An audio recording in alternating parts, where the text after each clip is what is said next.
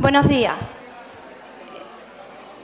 Como sabéis ya porque lo han dicho en 2 ocasiones, mi nombre es Pepa Frontado, soy la jefa del Servicio de Justicia de aquí de la Delegación del Gobierno y en primer lugar, bueno, pues daros las gracias a todos por vuestra asistencia a estas jornadas y jornadas que hemos organizado aquí en Cádiz, la delegación, en coordinación con la Dirección General de Violencia de Género y Asistencia a las Víctimas. Asimismo, quisiera comenzar agradeciendo personalmente a todos los moderadores y a todos los ponentes su participación que de forma tan amable han querido hacer con nosotros. Asimismo, también, bueno, pues agradecer a los compañeros de aquí del Servicio de Justicia que también me han estado ayudando en esta organización. Sin más dilación, puesto que tenemos por delante una jornada que son bastante intensas, os voy a presentar al primer moderador, puesto que conforme al programa que tenéis vosotros en las carpetitas que se os han entregado, en la primera ponencia se van a analizar pues los delitos informáticos o tecnológicos en la violencia de género. Para ellos contamos como ponente con Rafael Payá Aguirre. Rafael es fiscal de carrera y desde el año 2010 pues viene ejerciendo como delegado provincial en delitos informáticos en la Fiscalía de aquí de Cádiz. Anteriormente venía desarrollando sus funciones de fiscalía en la sección especial de delitos económicos en el área de Jerez. En su trayectoria es larga y extensa, no obstante, como he dicho, pues voy a abreviar lo suficiente, porque lo realmente importante es escucharlo a él. Tiene pues en su trayectoria y viendo su currículum, pues hay que destacar que tiene una gran capacidad de docencia. A ello lo avalan, pues toda una trayectoria al respecto para colectivos de los más diversos, como puede ser el Colegio de Abogados o la Policía Autonómica, Policía Local, etcétera. Y finalmente me gustaría destacar que tiene una extensa formación académica en ciberdelincuencia y en delitos informáticos. Al finalizar su exposición, que se producirá probablemente a las 11:30, o lo que tenemos previsto en el programa, pues habrá un debate, que creemos que es lo que realmente es interesante, donde podréis formular todas las preguntas que vosotros consideréis convenientes. Y al finalizar el debate, pues habrá una pausa de 30 minutos. Pues nada, gracias a todos por estar aquí y te paso el turno, Rafael. Gracias. Muchas gracias, Pepa. Buenos días a todos.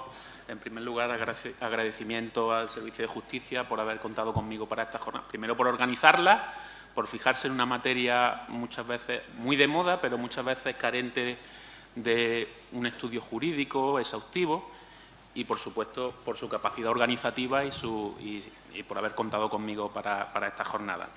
Efectivamente, yo soy fiscal, estoy destinado en Jerez, pero llevo todo el área de delitos informáticos en la Fiscalía Provincial de Cádiz.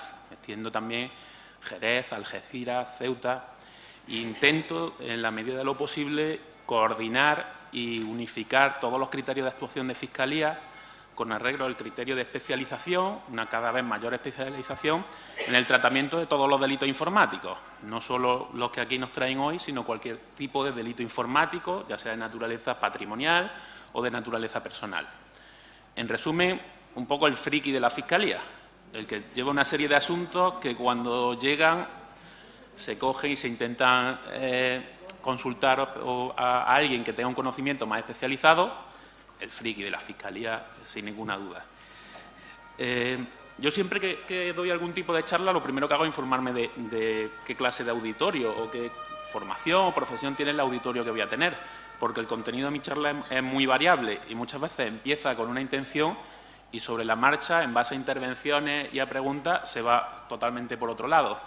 Entiendo que se trata de un grupo profesional que interviene sobre todo en la fase previa a lo que es el procedimiento judicial, aunque también sé que hay profesionales que intervienen en fase policial, judicial, posterior, incluso de tratamiento, posterior al proceso judicial, pero como punto de partida cualquier intervención, cualquier aportación, cualquier pregunta será muy bien recibida y a lo mejor terminamos hablando de algo totalmente distinto a lo que yo tenía previsto, pero siempre que sea en utilidad, dentro de mis posibilidades y en utilidad del auditorio a efectos de un mejor ejercicio profesional, será muy bien recibido, por lo tanto, con toda libertad. El objetivo de mi intervención no es hacer una exposición muy detallada de los tipos informáticos que contiene el Código Penal, pocos tipos informáticos que contiene el Código Penal, pero que en mi opinión son suficientes para recoger toda la variedad de conductas, luego lo iremos viendo, pero no es qué elementos se requieren, hacer un estudio pormenorizado, sino que mi intención es más bien lograr que el auditorio salga con una serie de ideas claras acerca de este tipo de delincuencia, de cómo influye en todos los ámbitos y, sobre todo, últimamente en menores, y también dada la conexión indudable, como han dicho antes en la inauguración, del mundo menores con el mundo de violencia sobre la mujer, por lo tanto, en los dos campos de una manera unida, cada vez con mayor influencia y cada vez con edades más tempranas y, por lo tanto, de gran importancia, en mi opinión, porque el daño que se causa es casi incuantificable. Hay delitos en los que se puede tasar fácilmente el daño ocasionado, en la rotura de un coche o en el robo de una casa, pero en este tipo de delitos el daño que sufre la víctima es tan personal y tan subjetivo, y luego encima es tan difícil de comprender por personas externas a su situación personal que es difícil de cuantificar, de tasar, etcétera. Por lo que la primera idea que quiero trasladar es la necesidad de formación en todos los ámbitos de este tipo de conductas de carácter delictivo. No solamente la formación especializada a nivel procesal, sino desde el primer momento en el que se da una situación, centros de asesoramiento, centros psicológicos, denuncia policial, investigación policial. En todos esos momentos tiene que haber un personal especializado en este tipo de materias y también en evidencias, pruebas y prácticas electrónicas con las nuevas tecnologías que dé una atención rápida e inmediata, por factores que luego analizamos, a este tipo de conducta. Porque en caso contrario nos encontraremos ante una ineficacia total si no funcionan todas las fases, la última fase, la fase de represión, la fase de imposición de condena, la fase de protección a la víctima, va a resultar ineficaz, porque nos encontramos ante una materia en la que si falla la base, luego nos es casi imposible obtener, por ejemplo, una sentencia de condena en un juzgado penal o en la audiencia provincial, porque todo se basa en evidencias y pruebas de carácter electrónico. Si no se sientan con claridad desde un principio, no conseguimos luego el resultado. Nos encontramos ante una materia muy característica. Creo que es fundamental hacer referencia a características generales de todos los delitos informáticos que se dan en todos ellos, especialmente en los que hoy nos traen aquí, para tratar de comprender luego la última parte de la exposición.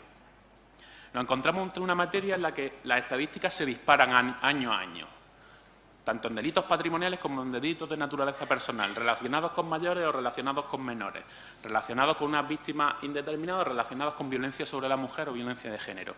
Nos encontramos ante un aumento explosivo de las estadísticas. A nuestro nivel, el mayor problema que encontramos, y se recoge en la memoria año a año, es la dificultad de trasladar la entidad del problema jurídico y penal que tenemos. Es decir, una estafa puede ser una estafa o puede ser una estafa informática.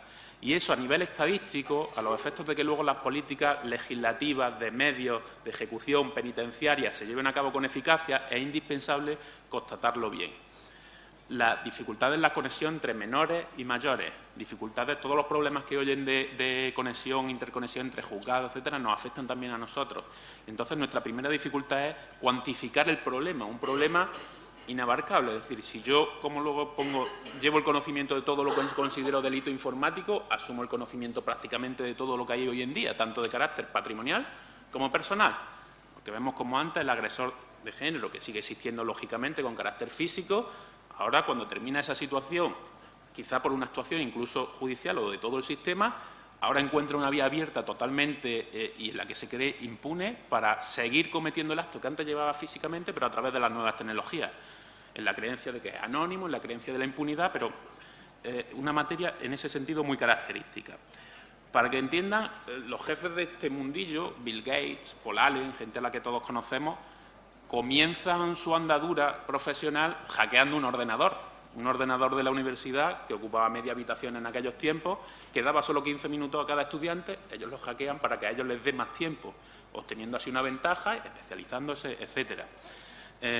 Tengo por aquí a un señor Este señor, que se llama Morris, es la estrella del Departamento de Programación del Instituto Tecnológico de Massachusetts. Su principal mérito, no quiero yo perjudicarlo ni difamarlo, pero su principal mérito es que creó el gusano de Morris, un gusano que infectó en los años 80 al 25% de todas las máquinas que existían en el mundo.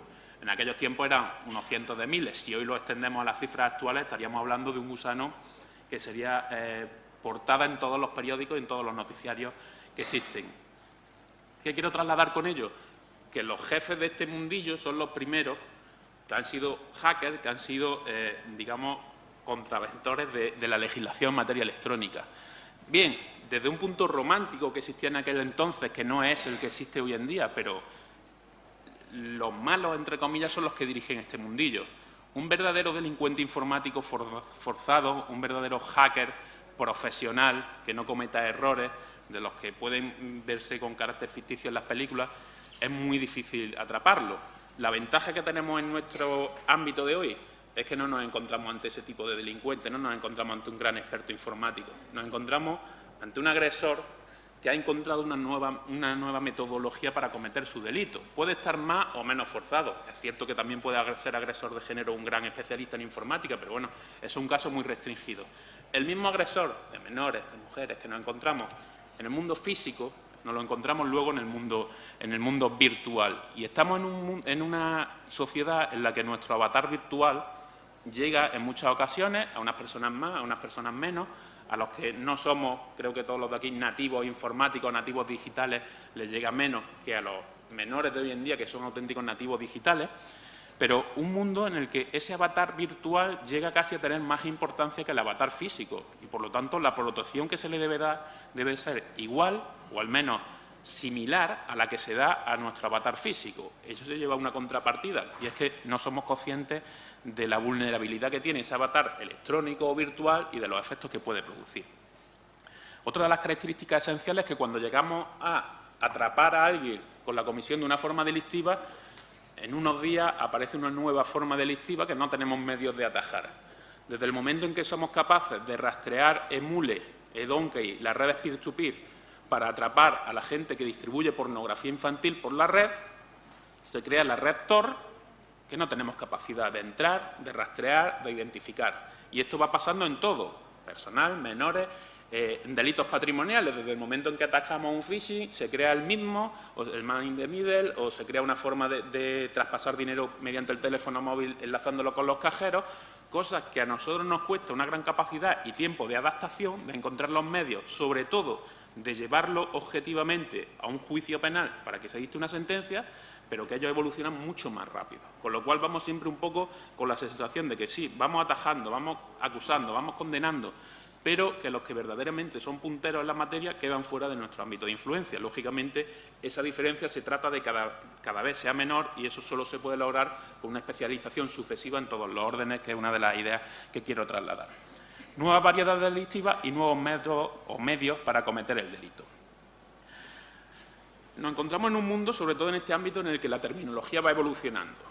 Ya en la presentación del curso se han oído términos sextorsión, sexting. Aquí tengo algunos puestos de ciberstacking, el happy slapping, el luring, el flame.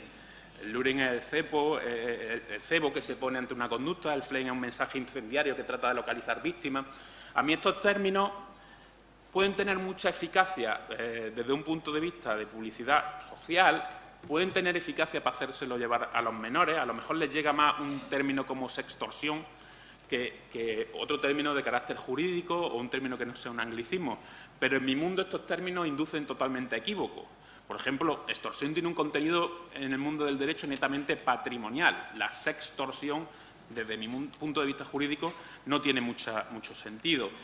Sí se ha adoptado más el término de grooming o de child grooming por la creación del nuevo artículo del Código Penal, que luego les explicaré, pero todos estos términos de happy slapping, bullying, cyberbullying, también ese es un término más extendido, pero bueno, sexting, desde el punto de vista jurídico que yo manejo, no lleva más que a cierta confusión, aunque reconozco que a efectos de concienciación, a efectos de hacer llegar a los chavales, a hacer llegar a gente que a lo mejor no está tan formada, sí tiene sí produce un efecto mucho más impactante y quizás sí cumple esa función.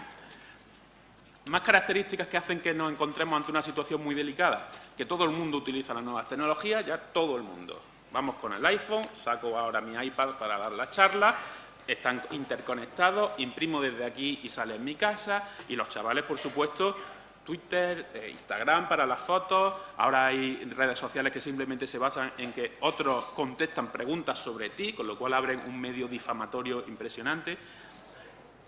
Generalización del uso e importancia progresiva que el uso de estas nuevas tecnologías tiene en nuestra propia vida. Cuando hablo de nuestra, sobre todo me refiero a menores, porque quizás nosotros estamos mucho más inmunes frente a este tipo de delincuencia por nuestra propia naturaleza, por nuestro propio uso. Lo que lleva también a otra de las características, que le adelanto, la falta de la formación de gran parte de los usuarios. Yo cuando voy a un colegio a hablar a los chavales de la seguridad en las redes sociales, sobre todo a meterle un poco de miedo de las consecuencias que pueda tener su falta de prudencia, siempre hago una encuesta así a mano alzada. Todos utilizan nuevas tecnologías, en casa, en el colegio, en sitios externos con wifi abierta. Todos tienen redes sociales y doy charla a gente menor de 14 años, con lo cual ninguno debería poder tener redes sociales. Pero sí, todas las tienen, sus padres lo conocen. Pocos progenitores controlan en algún sentido el uso de las redes sociales que hacen en su hijo, con lo cual la formación, y ya no solo me refiero a menores. Hace poco en El Economista leí una noticia de que Europol, la red europea de policía, había hecho un experimento. Había puesto en Londres una wifi abierta para uso público y en las condiciones de uso de esa wifi, que hay que firmar o señalar antes de entrar, se recogía la cláusula Herodes. Se cedía de por vida a nuestros hijos a cambio del uso de esa wifi.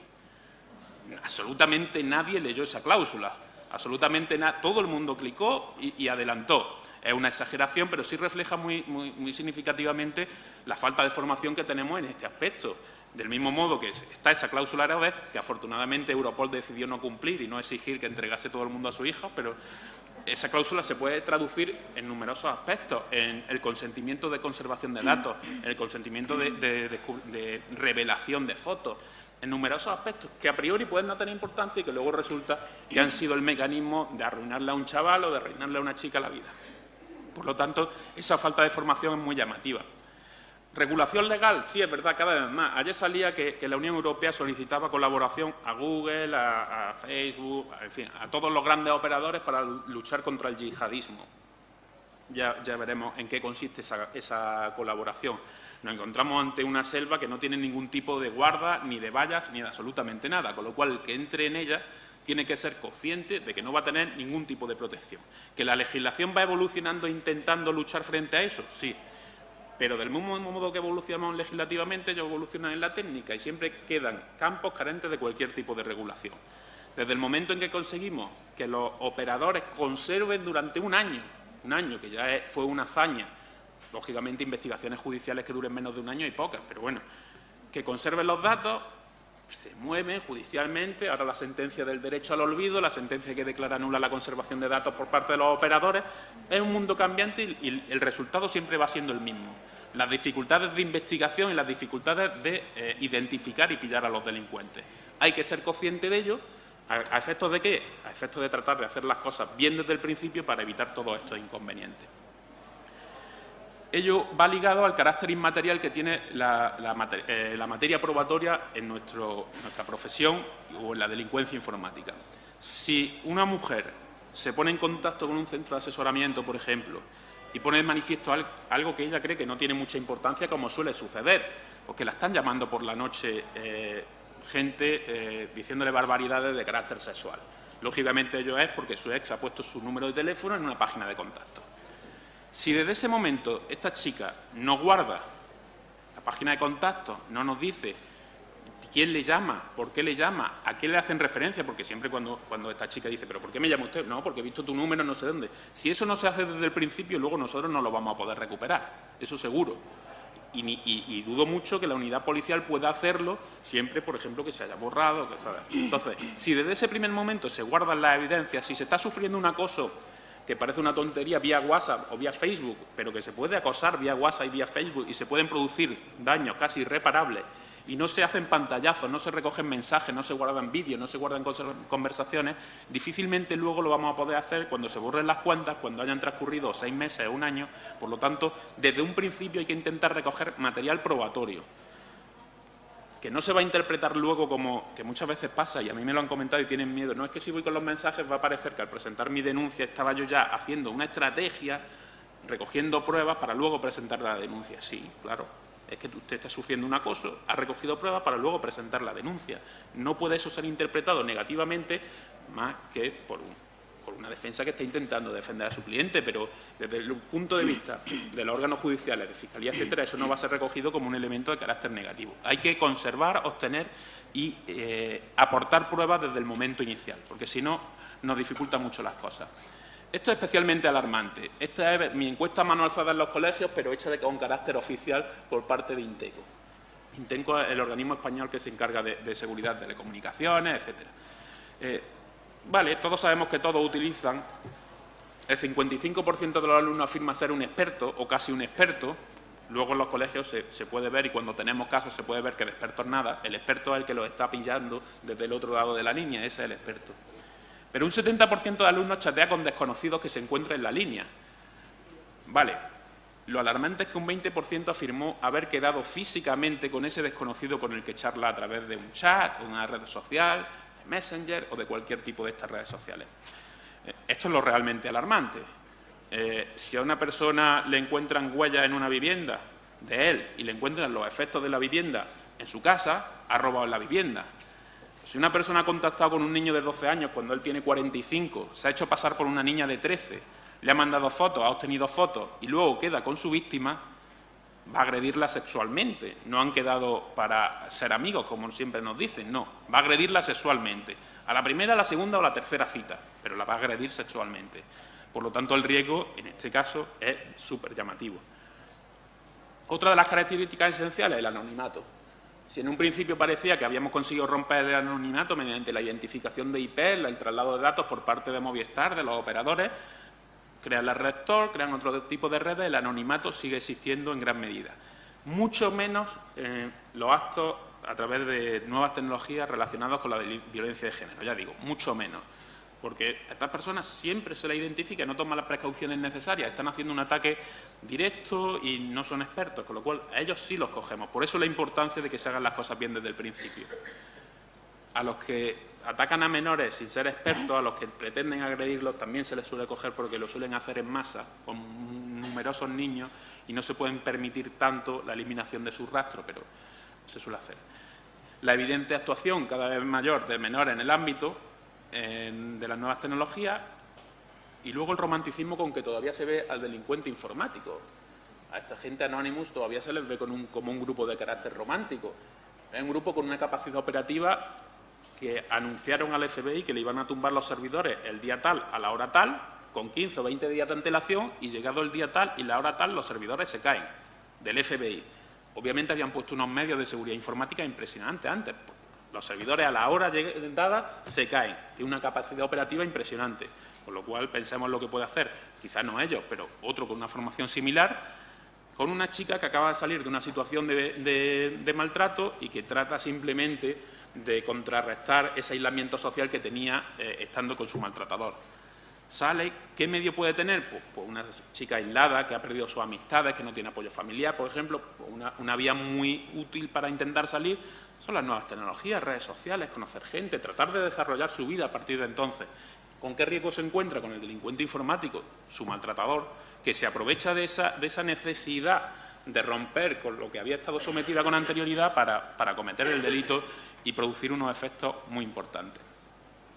Esto siempre lo digo para tratar de abrir la mente en lo que se refiere a la delincuencia informática. El delincuente informático no solo es el hacker, no solo es aquel que accede a la base de datos de Sony para robar información acerca de los usuarios de los juegos de videoconsola, y no solo es aquel que capta a niños a través de la webcam y guarda el material pornográfico. En mi opinión, es todo aquel que utiliza estos medios, ya sea para cometer el delito, ya sea como apoyo, y también es delito informático aquel en el que el material probatorio va a ser informático. No quiere decir que necesariamente tenga que conocerlo yo, pero sí vamos a tener que intervenir en materia de pruebas, y las unidades especializadas van a tener que intervenir porque quizás otras unidades que no tienen esa preparación no llegan a un resultado. una violación que se produce en Chiclana se halla al autor no por restos biológicos, no por ADN, no por testigos presenciales, simplemente por el rastreo de las redes sociales de la chica. Esa investigación la lleva a cabo la Unidad Especializada de Delitos Informáticos y nosotros, los fiscales especializados, intervendremos en asesoramiento de cómo llevar a juicio esas pruebas, independientemente, de luego, de que una violación sea una violación se haya producido por los medios que se haya producido. Finalmente, considerar cómo este tipo de delincuencia actúa hoy en día 100% a través de redes sociales. Incluso grupos que pensaríamos que no tienen pinta de ir por ahí, actúan hoy en día en un 90-95% a través de redes sociales. Todo. Siempre pensamos esto, un grupo que gasta al menor en un local, se da cuenta de que es una persona que tiene problemas con sus padres, por ejemplo, y se lo empieza a llevar por ahí de cachondeo, va gastándolo, se hace amigos. Hoy en día todo eso es redes sociales, todo, absolutamente todo, porque tienen acceso a una serie de elementos desde su casa a las que no deberían tener acceso. Por eso es muy necesario la labor de prevención. O lo que ya les comentaba del yihadismo informático, que no está tan lejos, que está en Algeciras, por ejemplo, donde ha habido casos, está en Ceuta o en Melilla, que están todos los días en los medios de comunicación, y está en muchas provincias de España, con efectos muy importantes, con riesgo de contaminación de los depósitos municipales de agua, se ha descubierto que ha habido grupos terroristas que han tenido control de centrales nucleares. Lógicamente se ha reaccionado, etcétera, pero se ha descubierto. El único caso de que un país haya solicitado el apoyo de la OTAN para que lo defiendan ha sido Estonia como consecuencia de un ataque informático.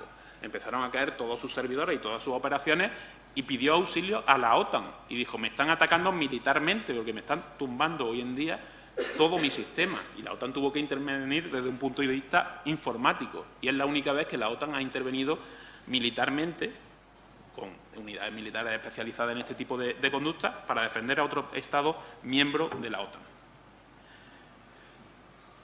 Entrando ya un poco más en el ciberacoso. Ciberacoso, lógicamente, no podemos decir es A, B y C. La multitud o la variedad de las conductas que pueden integrarse dentro de lo que pudiésemos llamar ciberacoso es exactamente la misma variedad que puede localizarse en el acoso, sin el ciber. ¿Cómo puede hacerse? Todos los días descubres cosas nuevas, todos los días. Parece que no, pero por ejemplo, simplemente intentando que una chica te dé de alta como contacto en Facebook, si lo intentas 700 veces al día, estás impidiendo que esa chica utilice su Facebook. Y a lo mejor para esa chica su Facebook no es solamente, como he dicho antes, el modo de conocer gente o de relacionarse, es que puede ser el modo hoy en día de conseguir un puesto de trabajo. Muchos aspectos. Si ya no es solo darlo de alta, sino meterle fotos o alterarlo o tomar el control e insultar a todos sus contactos, en fin. Piensen en todas las variedades que se puedan ocurrir dentro de la casuística. Todo eso constituye, en mi opinión, un acto de acoso. Luego veremos los problemas que tenemos a los efectos de traducirlo al Código Penal. No porque el Código Penal no lo recoja, sino porque muchas veces nos encontramos con una problemática que yo no sé si el término es muy apropiado, pero es que no materializamos las infracciones informáticas. Es decir, si un agresor que no tenga una orden de alejamiento o que la tenga de 50 metros, se pone sistemáticamente todos los días, las 24 horas, 52 metros de su víctima, ¿podemos decir que no la está acosando? Físicamente, si lo viésemos, esto es un acoso. ¿Por dónde lo llevamos? Coacciones, integridad moral, enseguida encontramos acomodo. ¿Por qué? Porque es que estamos viendo que está a 52 metros y la chica se acerca y él se aleja. ¿No? Estoy respetando el alejamiento, no, te la está acosando, ¿no? Cuando esto pasa en el mundo informático ya no se ve. Cuando entramos y conseguimos acceso no consentido a toda su red social, ahí ya no lo estamos acosando. Cuesta mucho trabajo llevar esa conducta virtual al mundo físico y nos cuesta mucho trabajo hacer que muchos operadores, sobre todo los jurisprudenciales, terminen viendo que esa entrada sucesiva, que esa toma de control de las redes sociales, etcétera, además de un descubrimiento de secretos, es una coacción, o cuando se cuelga un mensaje humillante y se pasan a todos tus amigos, es no una injuria, sino un ataque contra tu integridad moral, porque te estás situando en una situación absolutamente conflictiva y estás atacando contra tu integridad moral, o que te llamen 100 veces en una noche durante la madrugada, también es un ataque contra la integridad moral, no es simplemente una vejación, sino que eso, repetido en el tiempo, reiterado, ocasiona daño psicológico, ocasiona que no puedas desarrollar tu vida con normalidad, te están coaccionando y están atentando, lógicamente, contra la integridad moral. A mí son dos delitos que me encantan. Son genéricos, Y en mi opinión no hace falta crear nuevos tipos delictivos, hace falta utilizar los tipos delictivos que tenemos para reflejar las conductas que se encuadran dentro de los mismos, sean físicas o sean virtuales. El delito de coacción es simplemente impedir hacer a alguien lo que quiere hacer u obligarle a hacer lo que no quiere, con término un poco más de compelerle a efectuar, obligarle a hacer lo que no quiere o impedirle hacer aquello a lo que tiene derecho. En mi opinión, uno tiene derecho a desarrollar su vida con normalidad, tener una relación normal con sus amigos, con su hijo.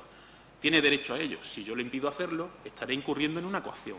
Ya sea atándolo con una cuerda para que no vea a su hijo, o llevándome al hijo, o ya sea haciéndolo a través de las redes sociales, consiguiendo que los hijos odien a su madre a través de redes sociales, consiguiendo que se quede sin amigos a través de las redes sociales, consiguiendo que no salga de una situación de total maltrato que ha tenido físicamente y que no pueda salir de ella porque a través de las nuevas tecnologías lo está impidiendo. ¿Por qué no va a ser eso una coacción? Delito de coacciones es genérico y nos sirve perfectamente para ello. O el delito contra la integridad moral del 173. ¿Por qué no puede ser eso un delito contra la integridad moral? ¿Por qué el hecho de que me ataquen a través de esta pantallita o a través de mi móvil, que es peor, porque lo llevo encima las 24 horas, incluso la mesita de noche, ¿por qué no va a atentar ello contra mi integridad moral? Claro que atentan contra la integridad moral. ¿Por qué cuesta tanto trabajo traducirlo? Pues no lo sé. Quizá porque determinados operadores no se han especializado lo suficiente en la materia y no han observado suficientemente la problemática como para poder apreciarlo con posterioridad.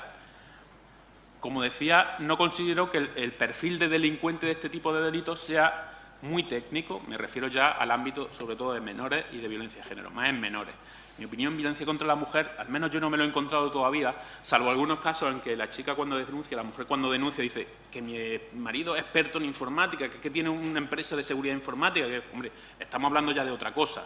Pero, por lo general, se trata de un usuario que tiene el mismo nivel que su mujer, más o menos, quizá un poquito más. Pero es que hoy en día, sin tener mucho nivel, se puede hacer mucho daño, mucho daño.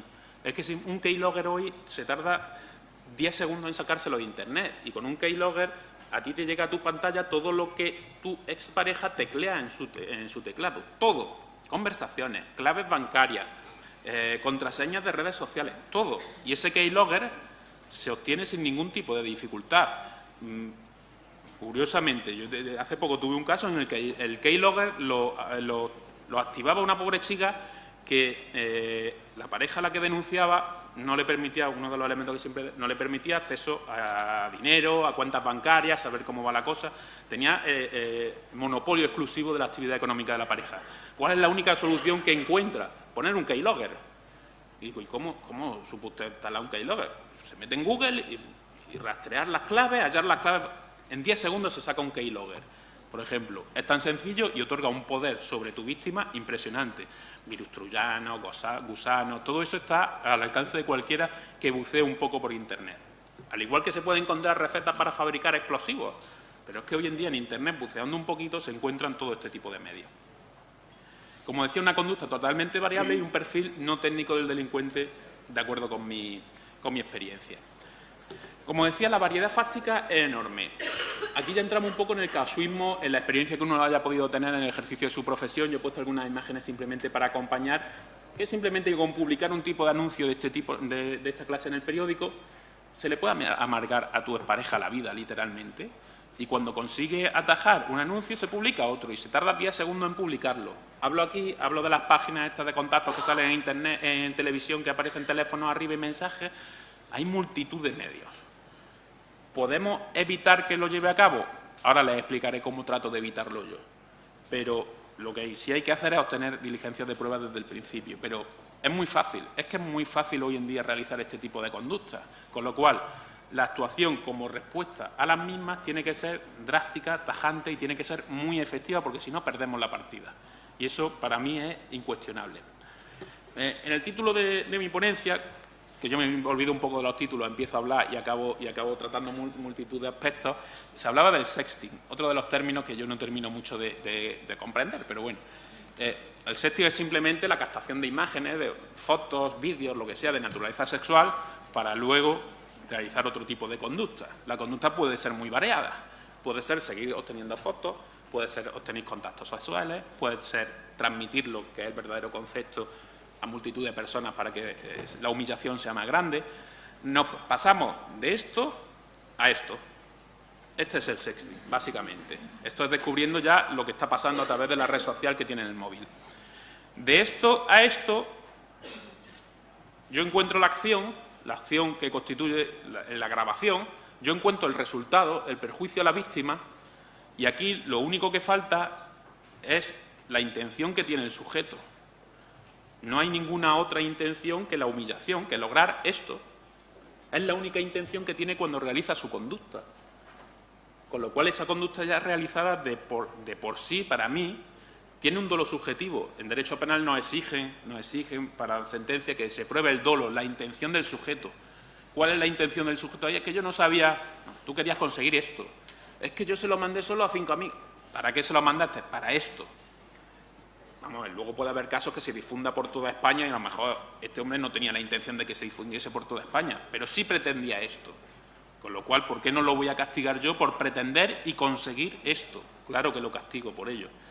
¿Con arreglo a un nuevo tipo penal o con arreglo al que ya existe? Si es que ya existe, si es que esto ya está tipificado en el Código Penal. La captación de imágenes sin consentimiento está tipificada y la captación de imágenes con consentimiento y su posterior difusión también está tipificada, porque es que se pretende vejar, humillar. Y eso puede ser, si se lo pasa a 2 amigos, una falta de vejaciones, de humillación.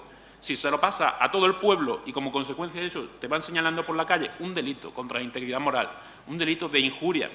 A mí me gusta mucho más la otra figura jurídica, pero también hay algunas condenas por injuria.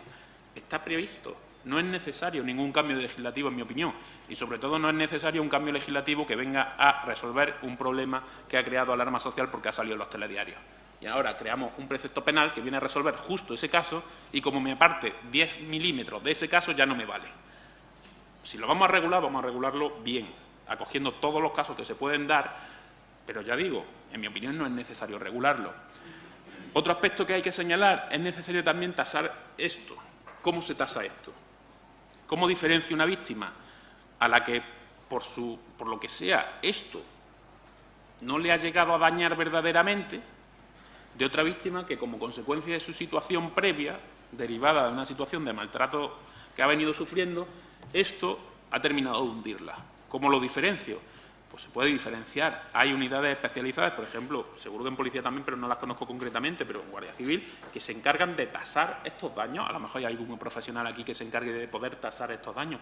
Daños psíquicos que se objetivizan, que son enfermedades, que son lesiones, que requieren tratamiento, igual que unos puntos de sutura, y que crean secuelas. Y esas secuelas se valoran en puntos. Y esos puntos dan lugar, primero, a tener por acreditado en juicio el daño que ha sufrido y, segundo, a una indemnización, igual que da lugar a una indemnización el que yo haya estado de baja 15 días como consecuencia de un accidente de tráfico. Esto se puede tasar. El otro gran campo de mi intervención, el nuevo delito de grooming, child grooming o como quiera llamársele. Este delito se introduce ahora en la última reforma del Código Penal en el artículo 183 bis, ¿vale? Es súper criticado ese artículo y, por contra, en este caso yo no estoy tan en desacuerdo de ese artículo, porque a mí me ha dado un instrumento muy efectivo para conseguir que se pene una conducta que ya de por sí para mí tenía carácter delictivo, aunque luego no se materialice en una violación o en un abuso sexual. Pero para mí sí lo tenía. Ahora les explicaré por qué. El grooming es un delito muy sencillo. Es entrar en contacto con un menor de 13 años, tiene que ser menor de 13 años, con lo cual ya adelanto el primer problema, que pasa cuando tiene 14. Se puede entrar en contacto sexualmente y para obtener no sé qué con uno de 14, primer fallo en mi opinión, pero bueno, entrar en contacto con un menor de 13 años a través de las nuevas tecnologías. Ya sea nuevas tecnologías, ¿por qué no va a ser a través de cartas? Pero bueno, nuevas tecnologías, exige el legislador, entrar en contacto con él con el objetivo de cometer otro delito que ahí se recoge. Los delitos del 189, de crear material pornográfico, los delitos del 181 en adelante, abuso sexual, agresión sexual, agresión, abuso sexual, ¿vale? Y necesito un elemento más, que es que haya un acto material de acercamiento. ¿Qué es eso? Pues ahora nos toca interpretar a todos qué significa acto material de acercamiento. ¿Quién lo interpreta al final? La jurisprudencia del Tribunal Supremo. Todavía no lo ha interpretado adecuadamente, es muy criticado por esto también el artículo, pero bueno, que no basta simplemente con mantener un contacto electrónico con el menor, sino que además hay que intentar quedar con él de alguna forma.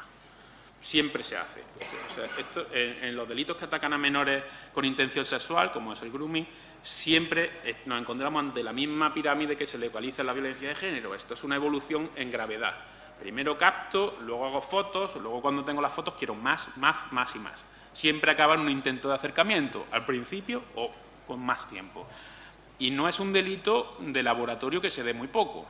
Yo en el tiempo que, solo en mi juzgado de Jerez, en mi juzgado ya he acusado en 3 ocasiones por este delito de grooming, solo en un juzgado de Jerez, en el número 2. También he acusado en los otros juzgados, pero para que se vea solo en uno de los juzgados de Jerez. Y ya he obtenido condenas por este delito. ¿Cuál es el problema jurídico de este delito? Bueno, vamos a explicar primero un poco las características no jurídicas. Es decir, el adulto, ¿qué hace primero? Ganarse la confianza del menor. ¿Por qué se la gana? Porque para el menor no es adulto. Siempre, o al menos a mí, aunque en algunos casos de entrenadores, de fútbol o de amigos de los padres, etcétera, también se ha dado, pero normalmente se hace pasar por un menor. En mi experiencia, mis víctimas han sido chicos, han sido niños, y se hace pasar por una niña. Todavía no he tenido el caso contrario, que también lo hay, pero yo no lo he tenido. Se hace pasar por una niña de 14, 15, 16 o de lo que sea. ¿Cómo se gana su confianza? Pues lo conoce en páginas de juego y le recarga créditos, le recarga el móvil, hace que Vodafone le envíe un móvil al menor para así poder hablar con él. Claro, va consiguiendo su objetivo, así puede hablar con él sin que los padres lo controlen. Le carga programas informáticos especiales que al menor le gustan. ¿Qué está haciendo? Ganarse su confianza. Ya de paso le troyanizo el ordenador y lo grabo por la webcam cuando se cambia, etcétera, etcétera. Pero de momento se gana su confianza. Y una vez que tiene su confianza, bueno, esta es la visión de esto, es que lo utilizo un poco para los niños, para que vean lo que pasa. Pero una vez que tiene su confianza, con todo este tipo de elementos llega a la fase de coacción o de chantaje. La fase de coacción y chantaje se puede basar en cosas tan absurdas como se lo diga a tu padre, le voy a mandar la foto a tu padre. Tan absurda, digo, de tan poca importancia que sería para el padre recibir una foto de su menor cuando lo estás protegiendo de un tipo de estos. O simplemente decirle al profesor que te has copiado un examen porque me lo has contado por el chat. O decirle a tu amigo que lo has traicionado de tal forma y me lo has contado porque tienes confianza conmigo y me lo has contado por el chat. O un secreto íntimo que me hayas contado. La revelación de eso ya de por sí es suficiente como para que el niño o la niña haga cosas que ni nos imaginaríamos. Ya lo tiene totalmente en su control. Son profesionales de controlar a niños. Muchas veces ves el caso cuando te llega ya avanzado y dices, ¿cómo es posible que este niño haya llegado a este punto? Pues porque se está enfrentando no un experto a un delincuente, se está enfrentando un delincuente experto a un niño desprotegido. Y consiguen de ellos lo que quieren, y a veces casi sin explicación. Dice, si es que esto tiene tan poca importancia lo que le amenazaba al niño, es que para el niño en ese momento eso era lo más importante de su vida. Y como consecuencia de esa actuación ha llegado a ingerir sus propios excrementos delante de la cámara. ¿Y eso cómo puede ser? Pues por esto, por la fase de chantaje. Le amenaza con meterles virus en el ordenador, le amenaza con difundir fotos. Claro, previamente ha captado fotos, ha conseguido que el menor le enseñe una foto de cintura para arriba, una chica. Claro, la voy a difundir por el colegio. Pues la chica no. Ahora un poquito, venga, mándamela y ya me la quedo yo solo. Y le manda otra, y así va avanzando. Hay casos súper complejos en los que tienen un cómplice que se hace pasar por otra chica y que le envía vídeos que hay en Internet que parecen totalmente reales y parece que la chica está realizando también conductas sexuales, con lo cual el chico a través de las redes también lo hace y así se graban y se consigue. En fin, la multitud de conductas es enorme. Como digo, este es el proceso. ¿Cuál es el objetivo?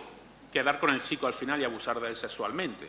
Previamente he podido conseguir material pornográfico de menores y eso ya constituye un delito, porque ya estoy teniendo y estoy creando y estoy distribuyendo material pornográfico de menores. Un delito que tenga pena de prisión de hasta 5 años por cada menor con el que lo haga. Se le puede pedir a un sujeto de estos 300 años de cárcel perfectamente solo por las grabaciones. Si luego llega a actos de naturaleza física, la pena va aumentando, aumentando, aumentando. Con lo cual, también es una crítica que se hace muchas veces, que estas cosas, el Código Penal no las pena mucho, las penas son muy bajas. A mí me parece que 200 años de cárcel para un tipo de esto está bien penado. Lo que hay que hacer es aplicar las penas. Y lo que hay que hacer es reconducir las conductas al artículo adecuado del Código Penal para poder aplicar esas penas y luego obtener las evidencias necesarias para que luego se condene.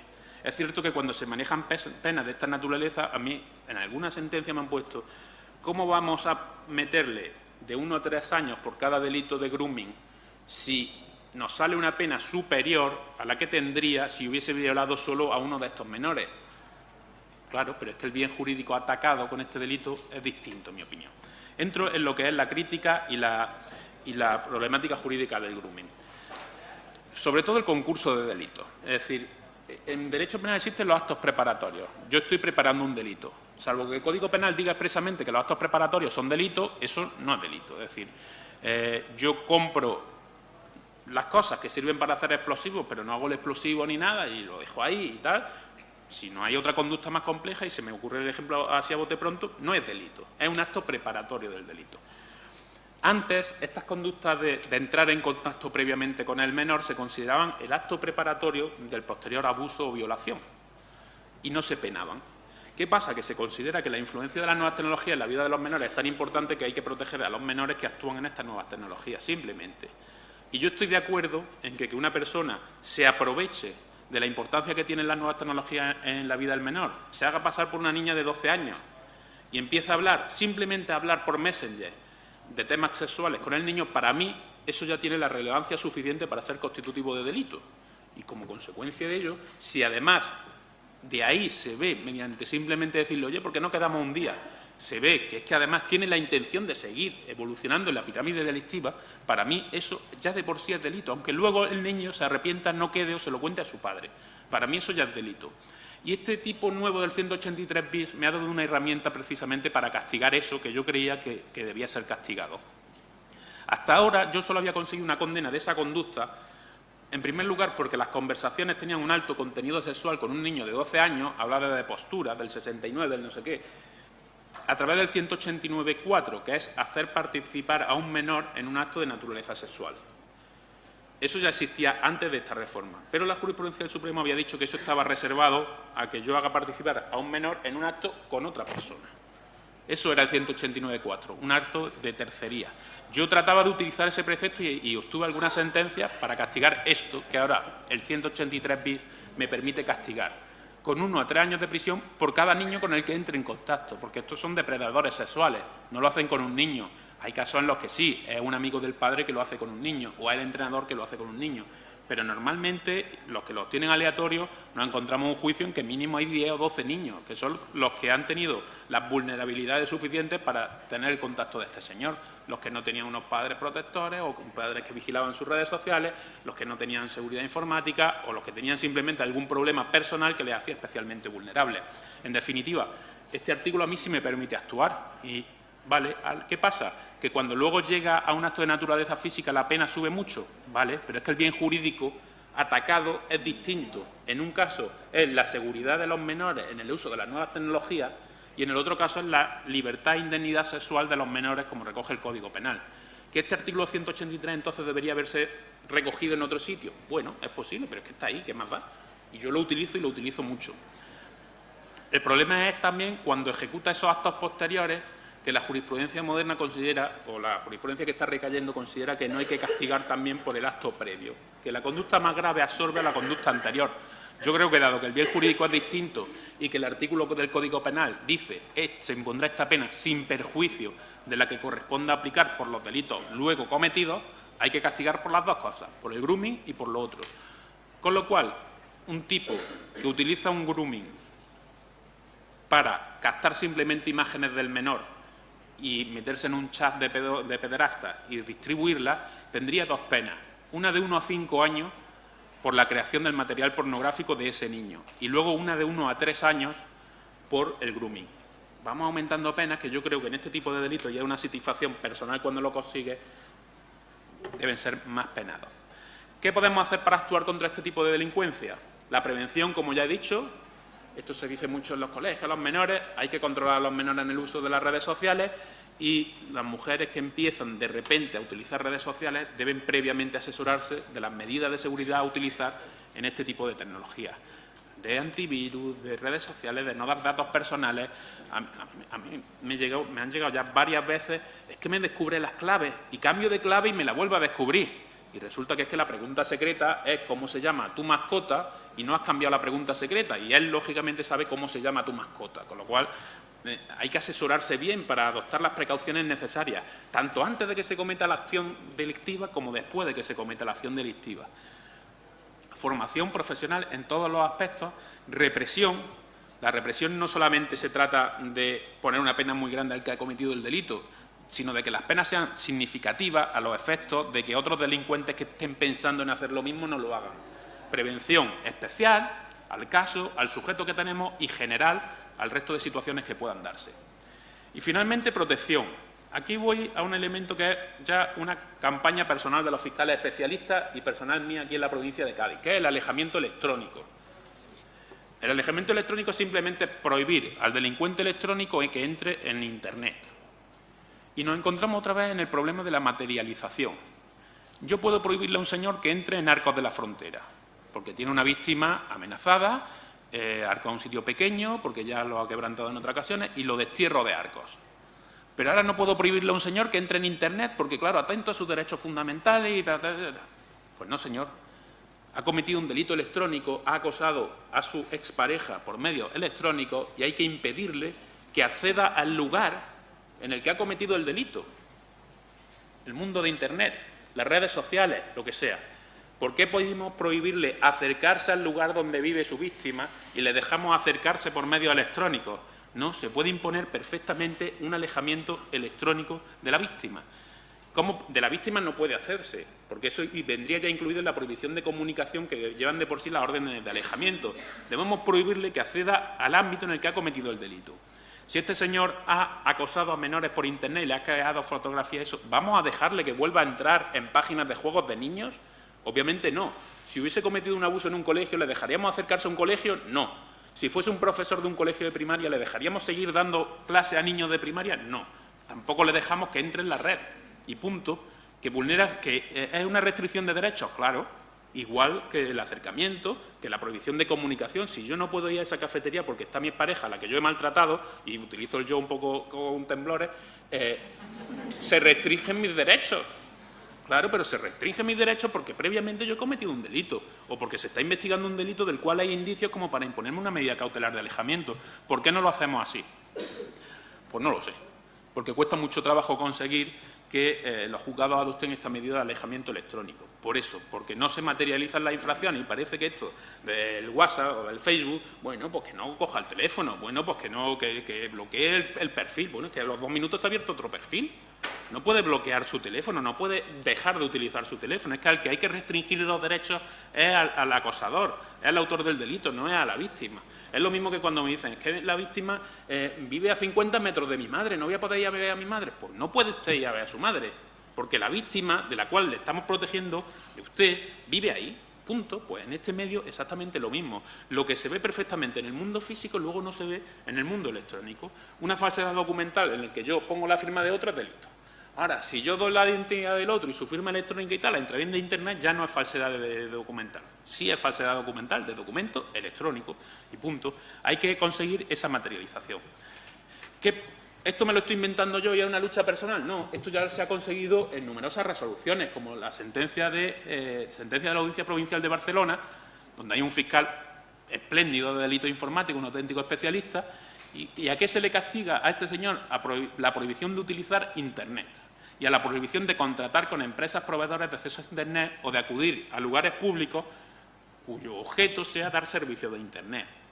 ¿Este señor no puede ir a la universidad porque hay wifi pública? Bueno, no vamos a hacer eso, pero ¿puede ir a un cibercafé que lo único que hace es darte acceso a Internet? Pues no puede. La sentencia de la Audiencia de Madrid también prohíbe contratar con cualquier proveedor de servicios de Internet. Me dirán ustedes, ¿cómo controlamos eso? ¿Cómo controlamos que no accede?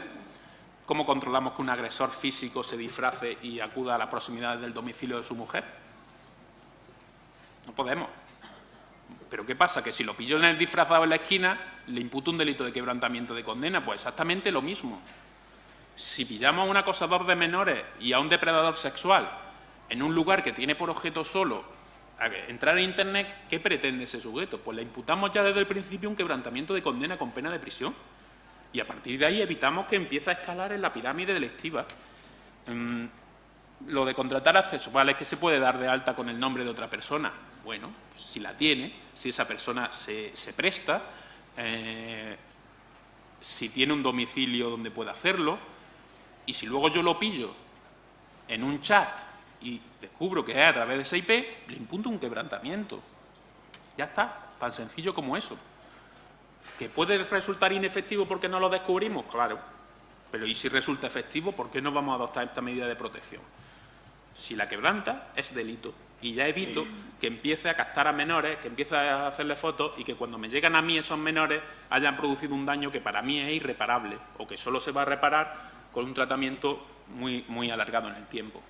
En fin, esta lucha personal que, bueno, yo la suelto ahí para que se me apoye en todos los ámbitos posibles y cada vez más estas cosas con el tiempo se van haciendo, somos un poco pioneros en ellas, pero se van haciendo y luego se consiguen resultados.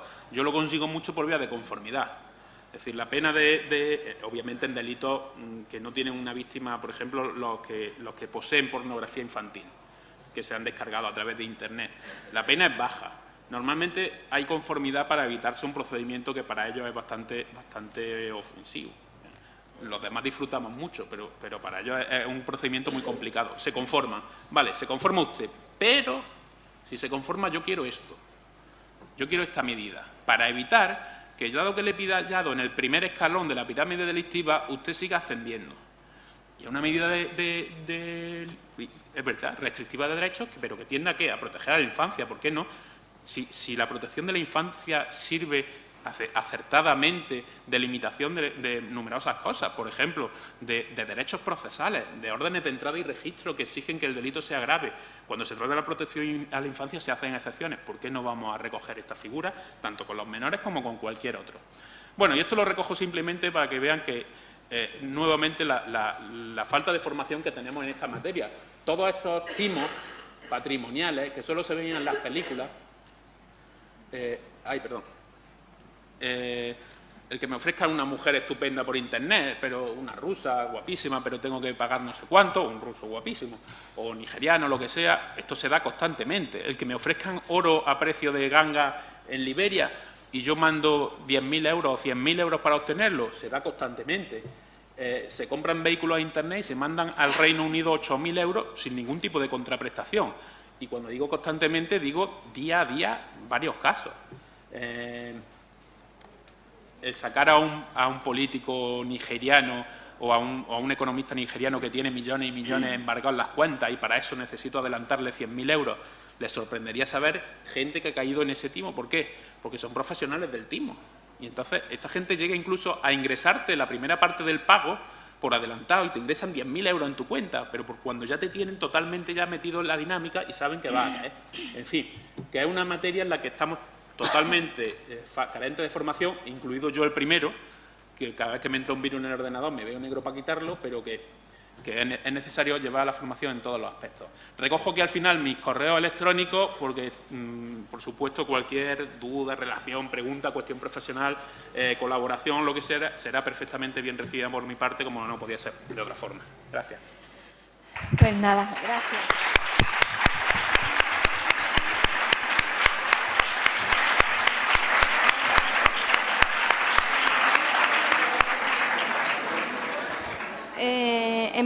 Quiero darte las gracias, Rafael, porque... Perdón. Comentaba que le quiero dar las gracias personalmente a Rafael por la claridad que ha tenido en la exposición y yo creo que ha sido bastante fructífero en este sentido para nosotros, puesto que nos ha aclarado términos que en algunas ocasiones nos resultan confusos, incluso idénticos, ¿no? En el tema del acoso sexual, en lo que son los nuevos medios tecnológicos. Comienza ahora el debate en el sentido de que podéis formular cualquier pregunta que consideréis conveniente o si queréis que os aclare alguna cuestión o incluso Rafael si quiere añadir algo más. Gracias.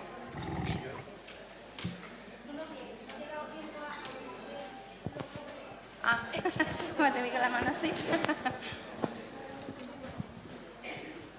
Sí, perdón, aquí en la segunda fila. En la segunda fila. Hola, buenas tardes. Ante todo, enhorabuena por la conferencia y una pregunta en relación al SESIN, que has dicho que hay una unidad especializada dentro de la Guardia Civil que puede tasar 2 daños en el caso de que esta señora pues, sea la caída peor porque estuviera ya maltratada y aún no lo hubiera superado. Entonces, cuando pones la denuncia, la señora, ¿qué es lo que tiene que hacer? Pedir que se tasen los daños por la unidad especializada. ¿Cómo eso lo arbitramos? Esto es un poco como el informe forense de lesiones.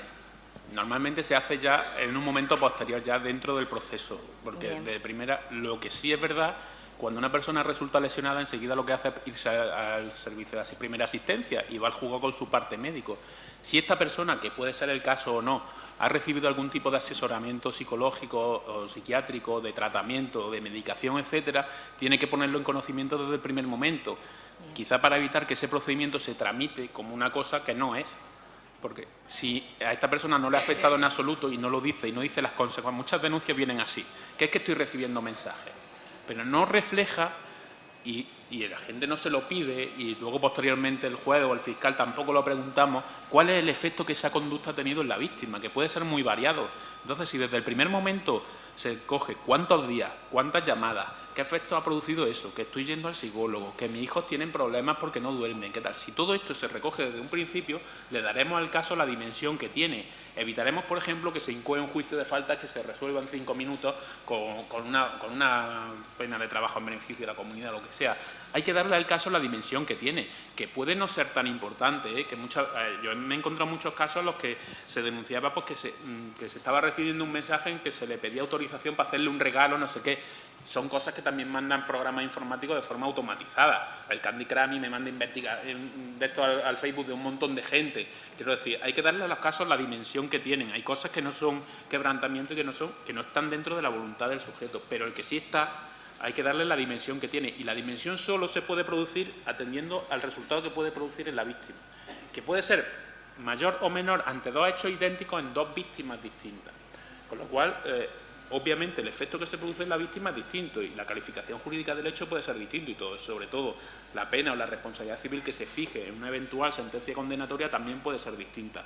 La cuestión es establecer desde el momento más anterior en el tiempo posible todos los elementos necesarios para que podamos valorar el hecho. En ese momento no ya solo nosotros, la unidad policial, por ejemplo, que están totalmente colapsadas y que muchas veces no pueden investigar como querrían y como desearían todas las denuncias que se interponen, con lo cual muchas veces tienen que ir cumpliendo su labor, como hacen de una manera impresionante, porque están totalmente colapsados por las denuncias que se interponen de un tipo, de otro, patrimoniales, de empresas, etcétera. Están totalmente colapsados, con lo cual fijar desde el principio la dimensión del asunto es muy importante. Ya no hablar, por supuesto, de atender a esa víctima como requiere y como necesita en muchos aspectos, porque esa víctima puede a lo mejor no necesitar más ayuda o necesitarla de todo tipo, de asesoramiento psicológico, técnico, etcétera, los hijos, en fin, que son muchas las cuestiones que hay que valorar en todo ese proceso y que si se fijan bien desde el principio es muy útil, no solo ya para mí para poder acusar y obtener una sentencia, sino para proteger a esa víctima de la manera más adecuada. Pero vamos a ver, por ejemplo, si la señora interpone la denuncia en la policía, que es donde se suele poner, esa unidad especializada está en la Guardia Civil.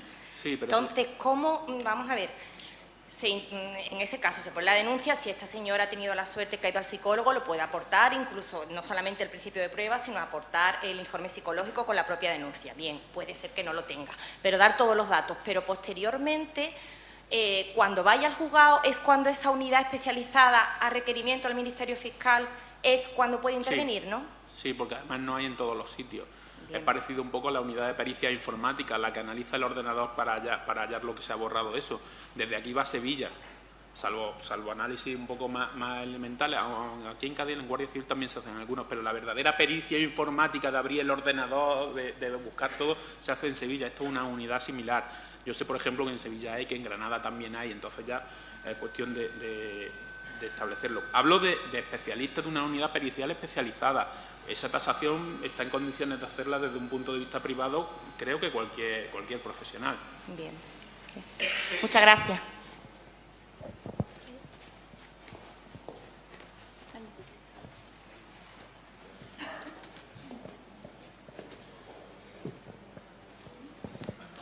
Hola, buenos días. He llegado un poco tarde, no sé si la pregunta es correcta o no, pero he llegado cuando estaba hablando de lo de gate lower o algo así. Keylogger. Keylogger. que te controla las contraseñas y todo eso. Yo soy abogada y me ha venido un caso de una señora divorciada que me dice que su marido le sigue viendo los WhatsApp y sus correos y todo, pero no tenemos forma de acreditarlo. ¿Cómo se acredita que efectivamente eso es así? Si es un keylogger, llevándolo a un perito informático. Si es un keylogger, es un elemento que han introducido en su equipo y que el antivirus que tiene no está lo suficientemente actualizado como para rechazarlo. Es como un virus, es un elemento que se introduce en el equipo y que es necesario detectar y eliminar. ¿Y si pero no tampoco puede tener la seguridad de que sea eso, a lo mejor, porque es lo que digo, muchas veces las claves no se cambian adecuadamente. Muchas veces tenemos claves que no son lo suficientemente seguras y que pueden descubrirse porque hay medios también, ya no hablo solo de poner la fecha de cumpleaños del DNI, hablo de medios que hacen ataques de prueba y entonces hay que buscar contraseñas bien puestas. Si a pesar de todo eso le sigue descubriendo claves bancarias o claves de acceso a redes sociales, es posible que sea un keylogger, puede ser una troyanización del equipo, de manera que él está viendo todo lo que se hace en el equipo, pueden ser múltiples aspectos, pero eso ya lo detecta un especialista en seguridad informática, una empresa de seguridad informática. Si a partir de ahí hay elementos suficientes como para interponer una denuncia, etcétera, también lo puede descubrir la unidad de pericia informática de las fuerzas policiales, tanto de una como de otra, pero a priori un técnico informático debe tener medios suficientes para hallarlo. Los medios para descubrir ya no están al alcance de cualquiera, ya tiene que ser un profesional. O sea, que puede ser eso o puede ser que él... Pueden ser millones de cosas, porque como digo, se van ¿Pero descubriendo... ¿Es suficiente con poner una denuncia diciendo mi exmarido no sé? No. Si aporta algún tipo de certeza de que se está produciendo ese descubrimiento y revelación de secretos, no se debe archivar. Ahora, si lo que yo tenga una mera sospecha, pues lo mismo sí se lo archiva el juez. Pero si tiene usted evidencia de que ese descubrimiento, porque a eso lo que es un acceso inconsentido a un sistema informático contraviniendo las medidas de seguridad establecidas. Es un 197, es un delito.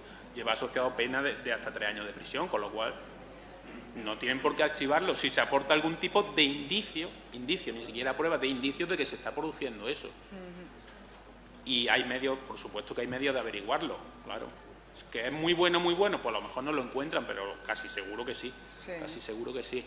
Y luego hay empresas de seguridad informáticas privadas que también lo hacen. Empresas de seguridad, bueno, la mayoría de hackers románticos han montado su empresa de seguridad y te encuentran todo, absolutamente todo. De acuerdo. Muchas gracias. Gracias. Aquí en la tercera fila. Aquí. Muchacho. Ella. Buenas tardes. Quería preguntarle, en el caso de que nos encontremos ante unos mensajes de WhatsApp de un niño hacia otro, insultos, dejaciones escritas, ¿no? Amenazas, hablo a nivel WhatsApp. Los padres, ¿cómo podemos actuar? ¿Qué podemos hacer? Porque si observamos que esos niños que reciben esos WhatsApp están nerviosos, están afectados por eso, los padres, ¿qué podemos hacer? ¿Cómo podemos actuar? ¿Por dónde empezamos? Hablo exactamente igual que antes. Hay que estar al caso concreto, ¿vale? Porque unos mensajes insultantes, amenazantes, etcétera, pueden ser de un niño que te ha cogido manía y solo te los manda a ti, o pueden ser para luego difundirlos por otros sitios, con lo cual el daño al menor es mucho mayor. En principio, ¿qué pueden hacer los padres? Yo entiendo que si es un niño contra otro, primero hay una labor de mediación a nivel familiar y a nivel de colegio, que también tienen que adoptar medidas en ese sentido. Antes de entrar ya en el mundo penal, estamos hablando de unos insultos, tampoco hay que dar, el hecho de que se hagan por WhatsApp, tampoco hay que darle más relevancia si son privados entre los dos, que si se hacen en grupos, pues depende de la importancia que para el niño, si es un grupo de la clase, por ejemplo, a lo mejor al niño todo eso está haciendo que sea humillado luego en clase por el resto, los efectos pueden ser muy graves.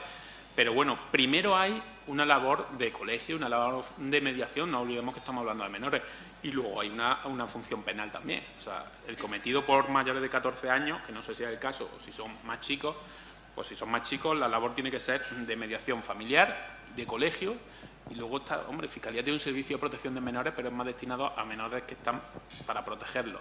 Si tienen más de 14 años, la denuncia de la policía directa. Después de esa labor sin resultados.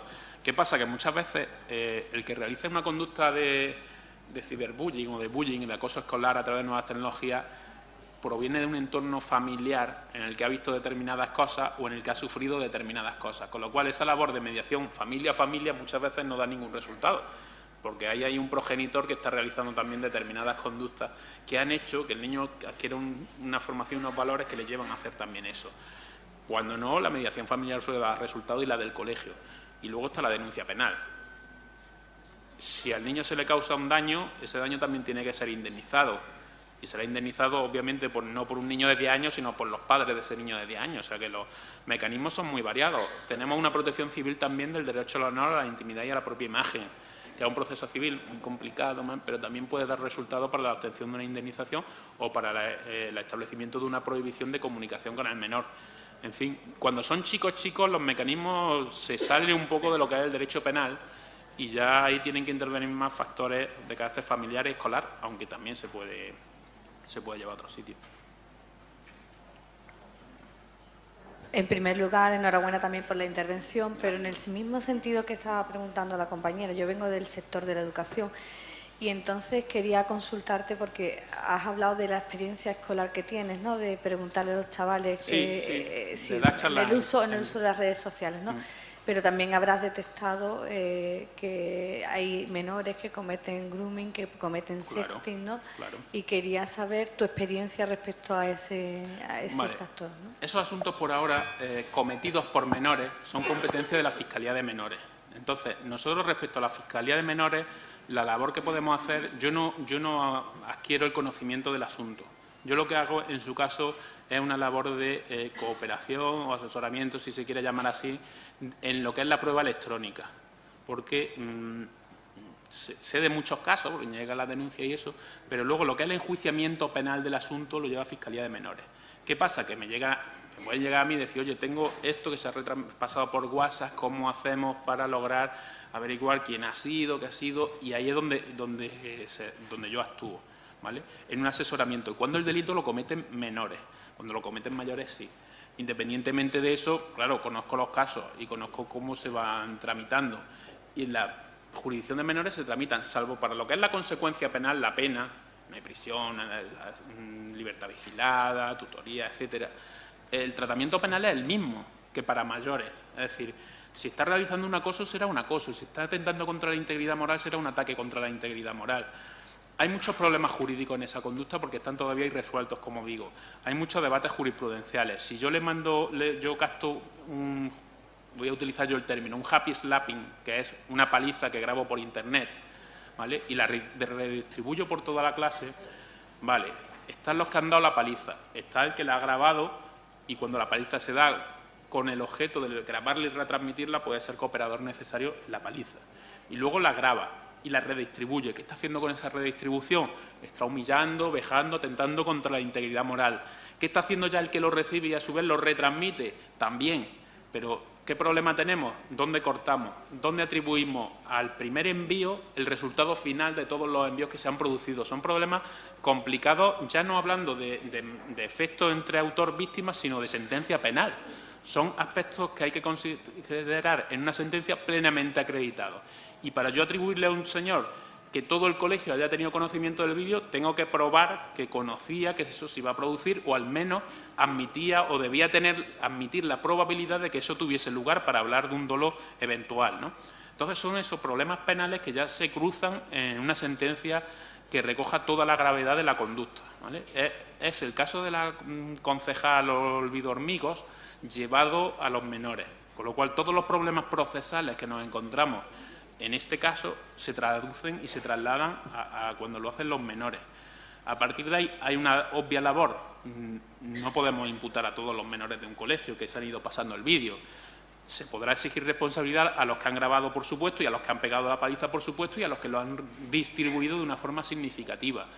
Al que recibe el vídeo, luego, un paso siguiente, yo a los niños les digo que siempre los pillo, que tengo toda la cadena de envío y que los vamos a pillar a todos. Pero realmente no podemos coger a todos los niños del cole. Pero sí hay un grupo siempre responsable de todos esos actos a los que sí se les exige determinada responsabilidad.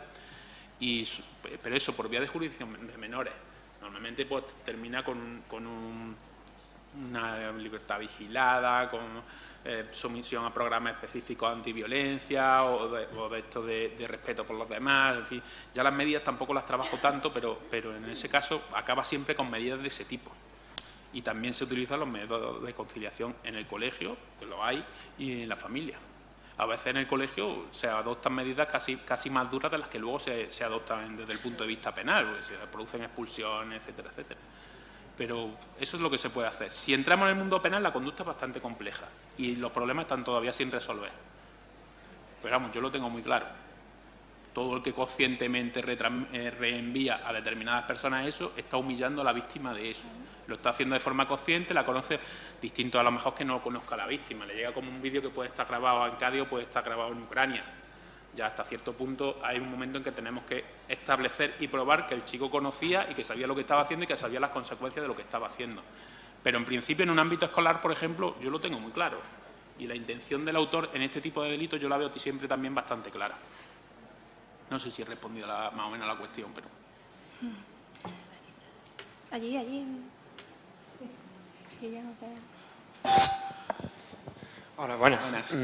Yo precisamente tenía una pregunta parecida. Yo soy docente, trabajo en secundaria y bueno, se ha dado el caso que alguna vez nos han llegado un chivatazo de algún alumno o alumna que sabe que está circulando una foto o un vídeo comprometido y nosotros siempre estamos ante la duda de hasta dónde podemos actuar, porque denunciar sin prueba, tampoco podemos requisar los móviles. Entonces, ¿hasta dónde podemos llegar cuando nos llega un asunto de ese tipo? Tiene una posición bastante complicada también, porque luego entra también la intimidad, el derecho a la intimidad, de la imposibilidad de requisarle el móvil, de ver las imágenes, etcétera. Yo soy siempre partidario de poner los hechos en conocimiento de quien haya que ponerlos. Quizás no sea su función el acudir a poner una denuncia, quizás sea una función del responsable del centro escolar cuando ha visto que la situación es suficientemente grave. Yo sé que llaman a los alumnos implicados, que le hacen una especie, entre comillas, de interrogatorio, de entrevista, quizás sea más correcto, que se habla con los familiares, etcétera. Si de esta forma no logra aclararse y no logra cerciorarse de eso, yo soy partidario de ponerlo en conocimiento. Que a lo mejor no da lugar a un procedimiento judicial porque efectivamente no tiene indicios suficientes de que se esté produciendo eso, pero ya lo han puesto en conocimiento. Y si a lo mejor en esa ocasión no, pero si la conducta sigue agravándose, etcétera, pues ustedes ya han puesto en conocimiento un hecho de la autoridad correspondiente, que no necesariamente tiene que ser la policial o la judicial, puede ser la educativa, etcétera. Pero tomar algún tipo de medida, yo sí soy partidario, aunque sea un chivatazo, pues ese chivatazo lógicamente tiene que revestir de alguna forma, tiene que haberse recogido luego por el responsable, jefe de estudio, no sé exactamente cómo funciona hoy en día, de alguna forma seria. Obviamente si hay una cosa que se comenta por ahí, tampoco podemos actuar en el mundo jurídico simplemente con rumores. Ahora, difícil será que no le haya llegado a algún alumno que sí esté dispuesto a colaborar, ¿vale? A lo mejor la víctima es la última que lo admite. Es posible que la víctima de eso sea la última que admita que le está pasando a él, pero quizá algún amiguete suyo o alguna persona que se deteste en la clase, ese sí puede actuar. Yo sé que ya los principios, los valores y las reglas de los menores son en clase y eso, las lealtades que se forman entre ellos son muy complicadas, pero yo sí soy partidario de ponerlo en conocimiento, lógicamente cuando se tiene algo un poco objetivo.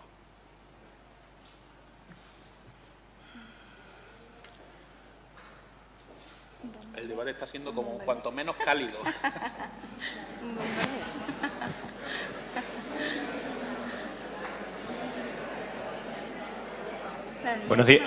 Buenos días. En la misma, es una cuestión muy similar a la que acaban de preguntar. Cuando en los centros educativos se tienen pruebas evidentes de situaciones de insultos o de acoso a través de grupos de WhatsApp y tal, y se actúa, en algunas ocasiones las familias de los acosadores son reticentes a colaborar porque alegan que lo que ha ocurrido fuera del marco escolar, ha ocurrido en horario de tarde o fin de semana. ¿Hasta dónde llega el ámbito de actuación de los centros? ¿Hasta dónde debe llegar? Yo creo que tiene que llegar hasta el final. Es verdad que un hecho que ocurre extraescolarmente quizá no sea competencia, pero el resultado de ese hecho y el efecto de ese hecho, la humillación, el acoso que luego se produce al chaval, necesariamente tiene que tener reflejo en el centro escolar, tiene que influir seguro en su resultado escolar. Entonces, yo soy partidario de actuar como si se estuviese produciendo físicamente en el centro escolar. Quizá me meto en materia que desconozco un poco de competencia a efectos de responsabilidad disciplinaria de los alumnos, etcétera, pero yo creo que muchos de los elementos de la conducta se manifiestan en el centro escolar y por ello creo que debe tener competencia. Sobre todo, seguro que influye en el rendimiento escolar del alumno, con lo cual eso ya debería ser una circunstancia a solucionar, a tratar y a mejorar. Con lo cual yo creo que la competencia es máxima, creo yo. No sé luego ya la consejería, etcétera, las normas que hay ahí a efectos de disciplinario, pero yo creo que sí. Esto es un poco como la competencia judicial. ¿Puede un juzgado de Jerez conocer de un asunto cuando el delincuente está en Ucrania y ha estafado a un tío de Segovia, pero que tenía la cuenta bancaria en Jerez? Pues sí puede, la jurisprudencia ha dicho que puede, porque uno de los elementos de la conducta se ha manifestado en Jerez. Pues esto es un poco lo mismo. Quizás sea un acoso que se está verificando físicamente fuera, pero no necesariamente tiene desarrollo y influencia en el centro escolar, con lo cual yo creo que sí hay que atajarlo, ¿vale? Ya, por ejemplo, que se pueda o no se pueda imponer una medida disciplinaria por un hecho fuera del colegio, yo ahí ya no lo sé, porque no conozco el régimen disciplinario. Por ejemplo, ¿se puede expulsar a un alumno que hace eso fuera del colegio, tal y cual? Yo ya eso no lo sé. Intervenir, tomar medidas, etcétera, seguro que sí, porque son cosas que están afectando a uno de los alumnos. En el ámbito del colegio también, como he visto que hay muchos educadores, yo me he encontrado profesores que conectan con sus alumnos menores de 14 años por redes sociales. Y me lo he encontrado y es una cosa que no está permitida. Los menores de 14 años no pueden tener redes sociales, independientemente de que todos la tengan. Pero según las condiciones de apertura de la red, no se puede tener con menos de 14 años, por una razón muy sencilla, porque nuestra ley de protección de datos prohíbe conservar datos de menores de 14 años. Si la ley dijese que no se pueden conservar de menores de 8, 20 se podría tener con 8 años, porque ellos van al máximo que le permite la legislación. Entonces, con esas cosas también hay que tener mucho cuidado. Y los padres son responsables de garantizar el derecho a la intimidad de sus hijos. Conservar datos sin consentimiento es derecho a la intimidad de los hijos. Se está afectando ese derecho. Si yo permito que mi hijo con 12 años tenga un 20, estoy incumpliendo una obligación como padre, que es evitar que nadie tenga almacenados datos sobre mi hijo. Fotos, biografías, etcétera, etcétera. Entonces, eso también se puede controlar un poco desde el centro y sobre todo evitar... Claro, yo entiendo que es una herramienta que hoy en día hay que educar con arreglo a las redes sociales, etcétera, pero hay un límite legal muy fuerte. Ahora, en cuanto a lo otro, yo creo que sí tienen competencia, que sí deberían tenerla.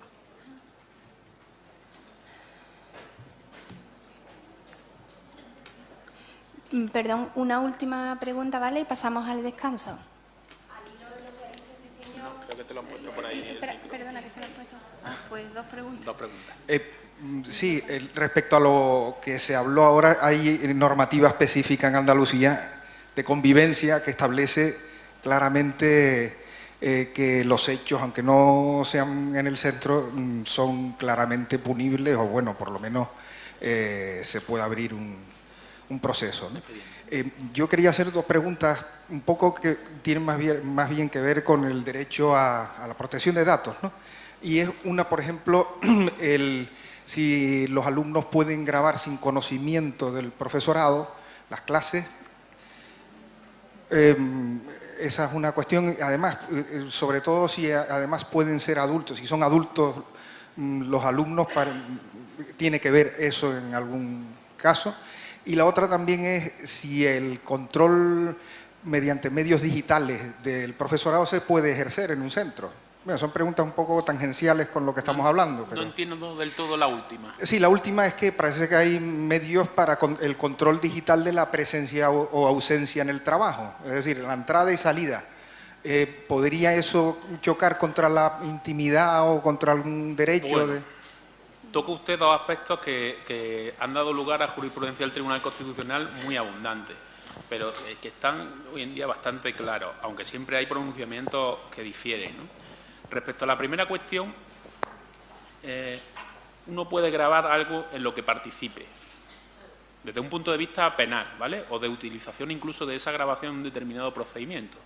Es como lo de, ¿puedo yo grabar una conversación telefónica que tengo con usted? Sí, porque soy un interlocutor de esa conversación telefónica. Con lo cual, yo entiendo que en un ámbito en que el alumno está autorizado a estar, puede realizar esa grabación. Desde un punto de vista de derecho penal y de utilización de la grabación como prueba, ¿vale? Luego hay muchos ámbitos distintos. Podríamos hablar, por ejemplo, del campo de la propiedad intelectual. Usted da una clase que tiene elaborada, una clase personal que solo da usted. El uso que se haga de esa grabación sí puede ser infractor de determinadas normas. Por ejemplo, si yo la publico, estoy publicando una propiedad intelectual suya, como esta conferencia, por ejemplo. Obviamente nadie la va a utilizar para absolutamente nada, pero si alguien la utilizase y la pusiese en una página web en la que cobra por entrar, estaría vulnerando mi derecho de propiedad intelectual. En ese sentido, sería atacable desde ese punto de vista. Si se utiliza luego esa grabación para vejar al profesor o para humillarlo o para alterar la imagen y ponerlo de una forma que todos se rían, o para suplantar su voz y poner otros mensajes, todo eso ya sí, lógicamente, pero eso es todo el uso que se hace de la grabación. De acuerdo a nuestro Tribunal Constitucional, la grabación no sería subrepticia o prohibida, sino que podría llevarse a cabo sin perjuicio de que el uso que se pueda hacer de la misma es totalmente limitado, del mismo modo que sería una conversación telefónica privada. ¿Me puede grabar? Sí, me puede grabar, porque hay interlocutor. Distinto es que yo grabe a otros dos. Distinto es que yo sea un alumno que no es de esa clase, me cuele en la clase y la grabe. Ya estaríamos hablando de una persona que no está autorizada para estar presente en el ámbito en el que se produce el acto de comunicación, que es la clase, y en ese caso ya estaríamos ante una captación subrepticia y prohibida. Pero si es uno de los interlocutores en ese acto de la comunicación, sí, sí lo puede grabar. Respecto al segundo aspecto, que ahora mismo se me ha ido de la cabeza, que es el control por medios telemáticos. Esto es lo mismo que también ha habido mucha jurisprudencia. ¿Me puede mi jefe registrar la taquilla del trabajo? Obviamente, en mi taquilla yo puedo tener cosas personales. O puede cuando yo devuelvo un móvil de carácter profesional que tiene conversaciones privadas de WhatsApp, ¿puede leerla? La jurisprudencia ha determinado que sí, porque el ámbito de ejercicio del derecho no es privado. Yo estoy utilizando una taquilla o estoy utilizando un... En este caso yo creo que sí se podría hacer, siempre que se limite lógicamente a su presencia en el colegio y siempre que sea conocido, publicado por parte del centro. Lo que no se puede hacer es poner medios de control ocultos, escondidos, etcétera, para luego decirte, es que tú este día no has ido porque te he pillado, porque tengo no sé qué, no sé cuánto. Eso no se puede hacer.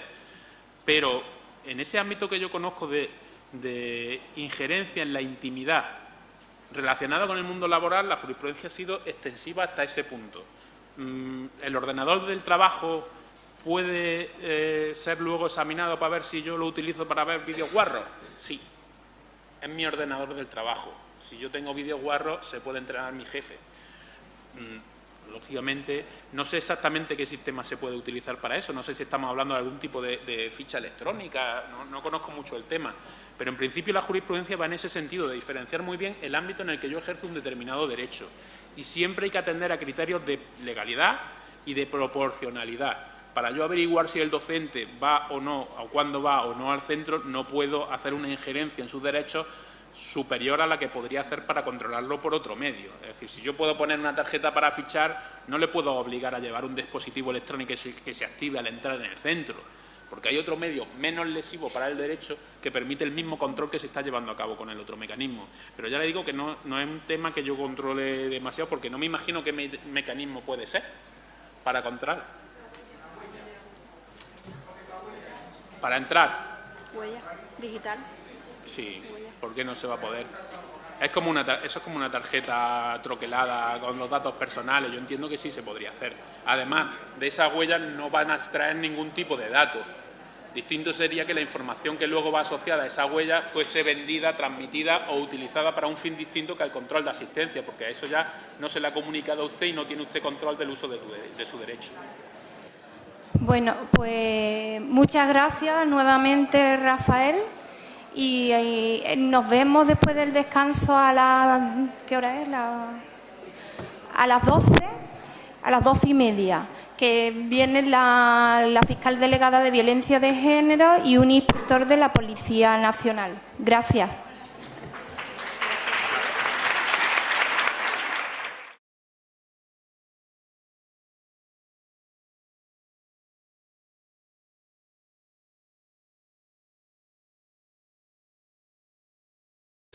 De un estudio jurídico exhaustivo y, por supuesto, por su capacidad organizativa y por haber contado conmigo para esta jornada. Efectivamente, yo soy fiscal, estoy destinado en Jerez, pero llevo todo el área de delitos informáticos en la Fiscalía Provincial de Cádiz.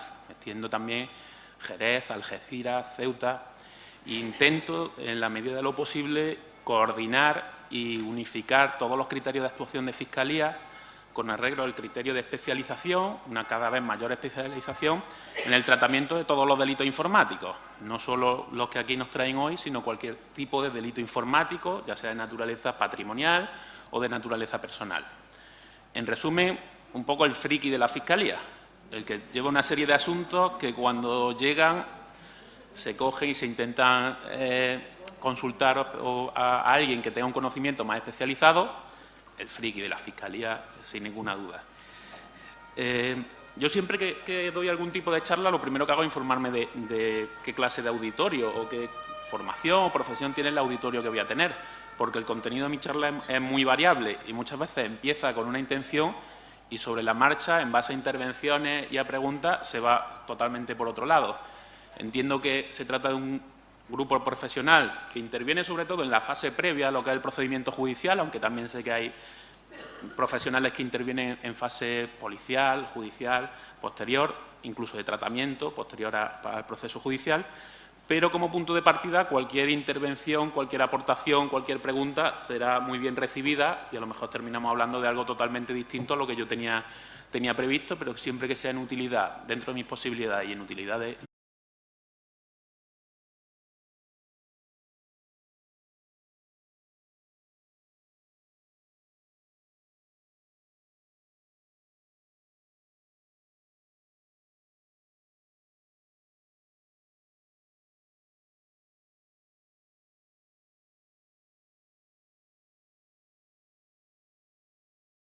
Buenos días. Como sabéis ya porque lo han dicho en 2 ocasiones, mi nombre es Pepa Frontado, soy la jefa del Servicio de Justicia de aquí de la Delegación del Gobierno y en primer lugar, bueno, pues daros las gracias a todos por vuestra asistencia a estas jornadas y jornadas que hemos organizado aquí en Cádiz, la delegación en coordinación con la Dirección General de Violencia de Género y Asistencia a las Víctimas. Asimismo, quisiera comenzar agradeciendo personalmente a todos los moderadores y a todos los ponentes su participación que de forma tan amable han querido hacer con nosotros. Asimismo, también, bueno, pues agradecer a los compañeros de aquí del Servicio de Justicia que también me han estado ya ayudando en esta organización. Sin más dilación, puesto que tenemos por delante unas jornadas que son bastante intensas, os voy a presentar al primer moderador, puesto que conforme al programa que tenéis vosotros en las carpetitas que se os han entregado, en la primera ponencia se van a analizar, bueno, pues los delitos informáticos o tecnológicos en la violencia de género. Para ello contamos como ponente con Rafael Payá Aguirre. Rafael es fiscal de carrera y desde el año 2010, bueno, pues viene ejerciendo como delegado provincial en delitos informáticos en la Fiscalía de aquí de Cádiz. Anteriormente venía desarrollando sus funciones de fiscalía en la sección especial de delitos económicos en el área de Jerez. En su trayectoria es larga y extensa, no obstante, como he dicho, bueno, pues voy a abreviar lo suficiente, por esto lo realmente importante es escucharlo a él. tiene bueno, pues en su trayectoria y viendo su currículum, pues hay que destacar que tiene una gran capacidad de docencia. A ello lo avalan, bueno, pues toda una trayectoria al respecto para colectivos de los más diversos, como puede ser el Colegio de Abogados o la Policía Autonómica, Policía Local, etcétera. Y finalmente me gustaría destacar que tiene una extensa formación académica en ciberdelincuencia y en delitos informáticos. Al finalizar su exposición, que se producirá probablemente a las 11:30, o lo que tenemos previsto en el programa, pues habrá un debate, que creemos que es lo que realmente es interesante, donde podréis formular todas las preguntas que vosotros consideréis convenientes. Y al finalizar el debate, bueno, pues habrá una pausa de 30 minutos. Pues nada, gracias a todos por estar aquí y te paso el turno, Rafael. Gracias. Muchas gracias, Pepa. Buenos días a todos. En primer lugar, agradecimiento al Servicio de Justicia por haber contado conmigo para esta jornada. Primero, por organizarla, por fijarse en una materia muchas veces muy de moda, pero muchas veces carente del auditorio a efectos de un mejor ejercicio profesional. Será muy bien recibido, por lo tanto, con toda libertad. El objetivo de mi intervención no es hacer una exposición muy detallada de los tipos informáticos que contiene el Código Penal, pocos tipos informáticos que contiene el Código Penal, pero que en mi opinión son suficientes para recoger toda la variedad de conductas. Luego lo iremos viendo, pero no es qué elementos se requieren, hacer un estudio pormenorizado, sino que mi intención es más bien lograr que el auditorio salga con una serie de ideas claras acerca de este tipo de delincuencia, de cómo influye en todos los ámbitos y, sobre todo, últimamente en menores. Y también, dada la conexión indudable, como han dicho antes en la inauguración, del mundo menores con el mundo de violencia sobre la mujer, por lo tanto, en los dos campos de una manera unida, cada vez con mayor influencia y cada vez con edades más tempranas y, por lo tanto, de gran importancia, en mi opinión, porque el daño que se causa es casi incuantificable. Hay delitos en los que se puede tasar fácilmente el daño ocasionado, en la rotura de un coche o en el robo de una casa, pero en este tipo de delitos el daño que sufre la víctima es tan personal y tan subjetivo, y luego encima es tan difícil de comprender por personas externas a su situación personal, que es difícil de cuantificar, de tasar, etcétera. Por lo que la primera idea que quiero trasladar es la necesidad de formación en todos los ámbitos de este tipo de conductas de carácter delictivo. No solamente la formación especializada a nivel procesal, sino desde el primer momento en el que se da una situación, centros de asesoramiento, centros psicológicos, denuncia policial, investigación policial. En todos esos momentos tiene que haber un personal especializado en este tipo de materias y también en evidencias, pruebas y prácticas electrónicas con las nuevas tecnologías, que dé una atención rápida e inmediata, por factores que luego analizamos, a este tipo de conducta. Porque en caso contrario nos encontraremos ante una ineficacia total si no funcionan todas las fases. La última fase, la fase de represión, la fase de imposición de condena, la fase de protección a la víctima, va a resultar ineficaz, porque nos encontramos ante una materia en la que, si falla la base, luego nos es casi imposible obtener, por ejemplo, una sentencia de condena en un juzgado penal o en la audiencia provincial, porque todo se basa en evidencias y pruebas de carácter electrónico. Si no se sientan con claridad desde un principio, no conseguimos luego el resultado. Nos encontramos ante una materia muy característica. Creo que es fundamental hacer referencia a características generales de todos los delitos informáticos que se dan en todos ellos, especialmente en los que hoy nos traen aquí, para tratar de comprender luego la última parte de la exposición. Nos encontramos ante una materia en la que las estadísticas se disparan año a año, tanto en delitos patrimoniales como en delitos de naturaleza personal, relacionados con mayores o relacionados con menores, relacionados con unas víctimas indeterminadas, relacionados con violencia sobre la mujer o violencia de género. Nos encontramos ante un aumento explosivo de las estadísticas.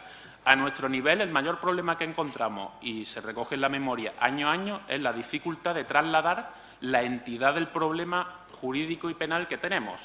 Es decir, una estafa puede ser una estafa o puede ser una estafa informática. Y eso, a nivel estadístico, a los efectos de que luego las políticas legislativas, de medios, de ejecución penitenciaria se lleven a cabo con eficacia, es indispensable constatarlo bien. La dificultad en la conexión entre menores